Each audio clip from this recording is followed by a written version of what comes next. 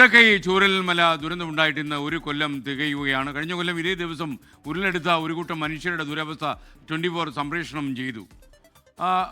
എന്നാൽ 24ൻ്റെ ഈ സംപ്രേഷണം പല പ്രേക്ഷകരിൽ പല രീതിയിലാണ് സ്വാധീനം ഉണ്ടാക്കിയത്. നമ്മുടെ ഒരു സാധാരണ പ്രേക്ഷകരിൽ ഒരാളാണ് ഡോക്ടർ രമ്യ മാത്യു. ഡോക്ടർ രമ്യ മാത്യു ഈ 24 സാധാരണഗതിയിൽ ഒരു പ്രൊഫഷണൽ വാർത്താ സ്ഥാപനത്തിനപ്പുറം 24 വാർത്തയിൽ മറ്റ് ചിലത് കണ്ടെത്തി. അങ്ങനെ 24ലൂടെ ലഭിച്ച ഈ ദുരന്തത്തിൻ്റെ ഇരകളായവരോ അല്ലെങ്കിൽ ദുരന്തത്തിൽ സജീവമായി പങ്കെടുത്തവരോ ആയ 24 പേരെ ഉൾപ്പെടുത്തി ഒരു കാവ്യക്കുറിപ്പ് എന്ന് വേണമെങ്കിൽ വിളിക്കാം, അത് പുസ്തക രൂപത്തിൽ പ്രസിദ്ധപ്പെടുത്തിയിട്ടുണ്ട്. ഇന്നലെയായിരുന്നു ആ പുസ്തക പ്രകാശന ചടങ്ങ്. ഞാൻ നേരത്തെ പറഞ്ഞു, കൊച്ചി രാജഗിരി ആശുപത്രിയിലെ ഡോക്ടറാണ് രമ്യ മാത്യു. വയനാടിനായി 24 ചെറുനാളങ്ങൾ എന്നാണ് ഈ പുസ്തകത്തിൻ്റെ പേര്. അതിൽ നമ്മുടെ വയനാട് പ്രതിനിധി സുർജിത്ത് അയ്യപ്പത്തും ഒരു ദളമാണ് എന്നറിയുക. ദുരന്തത്തിൻ്റെ നേർസാക്ഷ്യങ്ങളായിരുന്ന 24ൻ്റെ 24 ദളങ്ങൾ ചേർത്ത് ഡോക്ടർ രമ്യ ഇറക്കിയ പുസ്തകത്തെക്കുറിച്ച് അവർ ചിലത് പറയുന്നു. ഇപ്പം ഡോക്ടർ രമ്യ സംസാരിക്കുമ്പോൾ ഒരു വലിയ വാക്തോരണി കൊണ്ട് നമ്മളെ കീഴടക്കാനെന്നുള്ള ശ്രമമല്ല, ഹൃദയത്തിൻ്റെ ആഴങ്ങളിൽ നിന്ന് വരുന്ന നൊമ്പരം കലർന്ന ചില വാക്കുകൾ എനിക്കതിൽ കണ്ടെത്താനായി. അതുകൊണ്ട് ഇന്നലെ അവർ നടത്തിയ പ്രസംഗം പ്രിയപ്പെട്ട പ്രേക്ഷകരും ഒന്ന് കാണണം എന്ന് തോന്നിയത് കൊണ്ടാണ് അവരുടെ ഈ ചെറു പ്രഭാഷണം നിങ്ങളിലേക്ക് നമ്മൾ എത്തിക്കുന്നത്. ഡോക്ടർ രമ്യ മാത്യു തുടങ്ങുന്നു. കഴിഞ്ഞ വർഷം ഏകദേശം ഈ ഒരു സമയം വയനാട് ഉണ്ടായിരിക്കുന്ന ആ ഒരു അറ്റ്മോസ്ഫിയറാണ് മനസ്സിലേക്കൂടെ കടന്നു പോകുന്നത്. എന്തുകൊണ്ടാണ് ഇപ്പോൾ ഇവിടെ സംസാരിച്ചതിൽ ഈ ഒരു 24നെ സെലക്ട് ചെയ്യാനായിട്ട് അല്ലെങ്കിൽ 24ൻ്റെ ന്യൂസുകളെ ആസ്പദമാക്കി എഴുതാൻ ഇതായതെന്ന് ചോദിച്ചു കഴിഞ്ഞാൽ, ഒരു സാധാരണ പ്രേക്ഷകയാണ് ഞാൻ. ഏതൊരാളെ പോലെ ഏഷ്യാനെറ്റും ബാക്കി ചാനലുകളും ഏതൊക്കെ ചാനലുണ്ടോ അതിലൊക്കെ അത്യാവശ്യം ന്യൂസുകളൊക്കെ കാണുക എന്നുള്ളത് ഒഴിച്ചാൽ വേറെ ഒരു ചാനലിനോടും വേറെ കമ്മിറ്റ്മെൻ്റ് ഒന്നുമില്ല.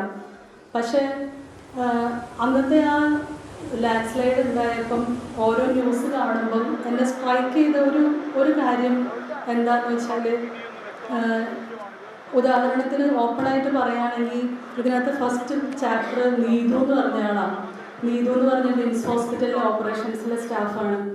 ആ കുട്ടിയുടെ വീടിൻ്റെ പകുതിയോടൊപ്പം ഒലിച്ചു പോയത് ഭർത്താവ് അറിയുന്നത് പിറ്റേ ദിവസം. അതായത് വീടിൻ്റെ ഫ്രണ്ട് റൂമിൽ ജോജോ ഉണ്ട്, ജോജോയുടെ റിലേറ്റീവ്സും ഒക്കെ ഉണ്ട്, ബാക്കിൽ സ്ത്രീകളും ഈ നീതുവും ഉണ്ട്.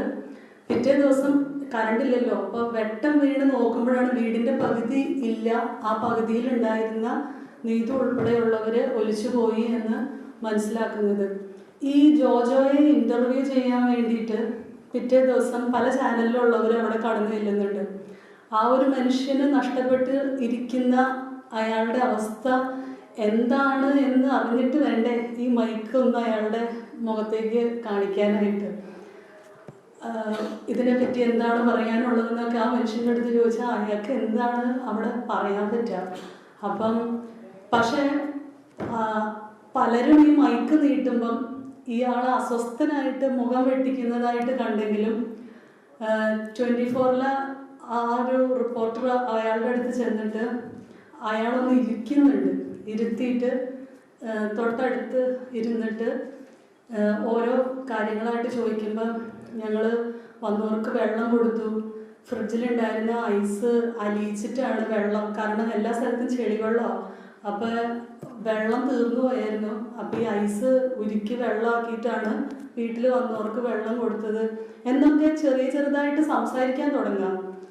അപ്പോൾ എന്നെ അത് ഭയങ്കരമായിട്ട് സ്ട്രൈക്ക് ചെയ്തു. കാരണം ഈ ക്യാമറ ഓൺ ചെയ്യുന്നതിന് മുമ്പ്, ഈ മൈക്ക് അയാളുടെ വായയുടെ അടുത്തേക്ക് വെക്കുന്നതിന് മുമ്പ് ഒരു അരമണിക്കൂറെങ്കിലും ആ ജോജോൻ്റെ അടുത്തിരുന്ന് അയാളെ സംസാരിച്ച് അയാളുടെ ശ്വാസോച്ഛ്വാസം ഒന്ന് നേരെ ലെവലിലാക്കിയിട്ടായിരിക്കും ആ റിപ്പോർട്ടർ അയാളോട് സംസാരിച്ച് തുടങ്ങിയിട്ടുണ്ടാവുക എന്ന് നമുക്ക് മനസ്സിലാക്കാവുന്നതേ ഉള്ളൂ. സാറ് നേരത്തെ പറഞ്ഞു, ഒത്തിരി ഇമോഷണലായി കഴിഞ്ഞാൽ നമുക്ക് വസ്തുതകൾ നഷ്ടപ്പെടുന്നു. ആ സമയം അതിന് കൊടുത്തിട്ട് അയാളുടെ അടുത്ത് ഇൻ്റർവ്യൂ ചെയ്യാൻ ചെല്ലുന്നതിനൊരു ഭയങ്കര റെലവൻസ് ഇല്ലേ.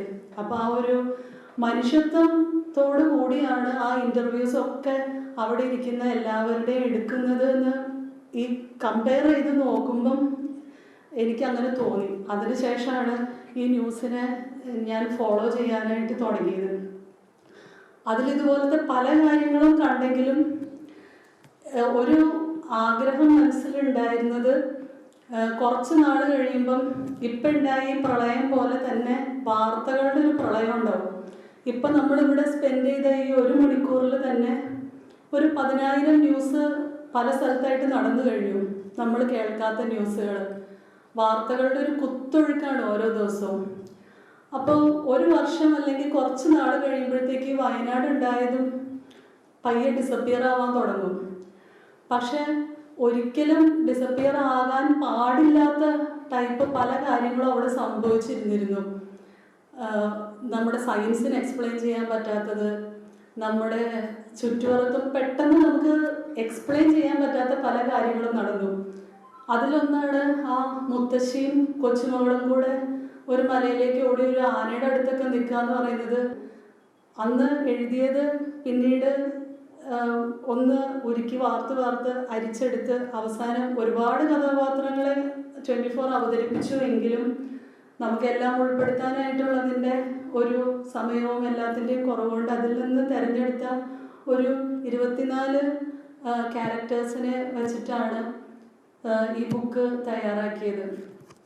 ഇതിൻ്റെ ഈ ഒരു കവർ പേജിലുള്ള ഈ ഒരു പിക്ചർ ആക്ച്വലി അന്ന് 24-ൻ്റെ ഒരു എപ്പിസോഡിൽ ഉണ്ടായിരുന്നതാണ്. പ്രജീഷ് എന്ന് പറഞ്ഞൊരു വ്യക്തി, അയാൾ ഒരു സാധാരണ മലമ്പ്രദേശത്തിൽ ജീവിക്കുന്ന ഒരാൾ. 1:30-ക്കും 4 മണിക്കുമാണ് 2 ഉരുൾപൊട്ടൽ അന്ന് അവിടെ ഉണ്ടാകുന്നത്. അതിൽ ആദ്യത്തെ ഉരുൾപൊട്ടലിന് ശേഷം പുള്ളിയുടെ ജീപ്പ് എടുത്ത് ഒരു 3-4 തവണ അക്കരയ്ക്ക് പോയിട്ട് ആൾക്കാരെ ഈ ജീപ്പിൽ കൊണ്ടുവരുന്നുണ്ട്. അടുത്ത പ്രാവശ്യം കൂടെ പോകുന്നതിന് മുമ്പ് ബാലേട്ടൻ എന്ന് പറഞ്ഞ അയാളോട് പറയുന്നുണ്ട്, പ്രതീക്ഷ നീ ഇനി പോണ്ട, മഴയുടെ ലുക്ക് കണ്ടിട്ട് ഇനിയും പൊട്ടാൻ സാധ്യതയുണ്ട്. അപ്പോൾ പറഞ്ഞു, ബാലേട്ട ഞാൻ എങ്ങനെയാ പോവാണ്ടിരിക്കുക, എനിക്ക് അറിയണവരപ്പുറത്തുണ്ട്, ജീപ്പുണ്ട് എൻ്റെ കയ്യിൽ, എനിക്ക് പോകണം എന്ന് പറഞ്ഞിട്ടാണ് ബാലേട്ടൻ എന്ന് പറഞ്ഞ ആളോട്.